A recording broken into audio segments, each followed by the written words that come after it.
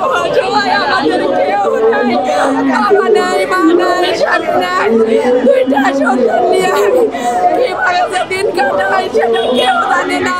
আমাদের শিক্ষকের মধ্যে এমন এমন শিক্ষক আছে তাদের বয়স নেই, তারা কারো কাছে চাইতে পারে না।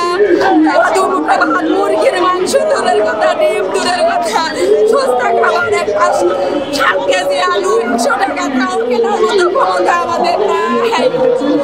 আমরা মানুষের কাছে চাইতে পারি না, কারো কাছে বলতে পারি না আমাদের দুঃখের কথা।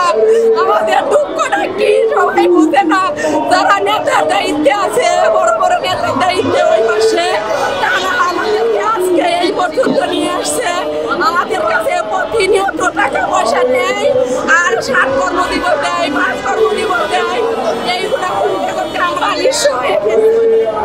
টাকাগুলো কারা নেয়, কি কি নাম ওদের একটু নাম বলো। এখানে যারা আছি সাধারণ শিক্ষক,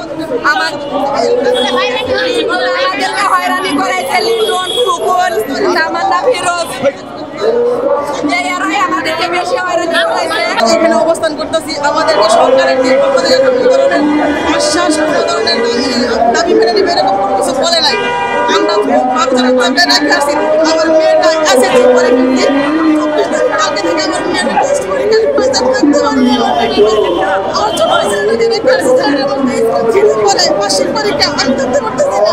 আমি এখানে কষ্ট করতেছি, আমি দিনে একটা আমি সচেতনের কাছে গিয়ে বলছি, জনভাষা মন্ত্রণালয় সচেতন বলছি, স্যার আমাদের কিছু ঠিক নেই, এই অবস্থা দিন করেছি, না ঘুম না খাবার না কোনো কিছু ঠিক নেই, স্যার আমাদের একটা ব্যবস্থা করেন। আমি এভাবে তার কাছে থেকে বলে আসছি, আমাদের পক্ষ থেকে আমাদের কোনো ধরনের কোনো অসুবিধা আসে নাই। আমরা এখানে অবস্থান করতেছি, আমরা কোনো বিশৃঙ্খলা যেতে চাই নাই। আমরা চাইছি যে আমাদের সরকারের শেষ হবে, আমাদেরকে ব্যবস্থা করুন। আমরা বহু বছর ধরে এখানে কষ্ট করতেছি, আমরা প্রতি মাসে মাসে আমরা এখানে রাস্তায় করে থাকি, দিনের পর দিন, বছরের পর বছর তুলা মানুষের সাথে আমরা মিশে গেছি।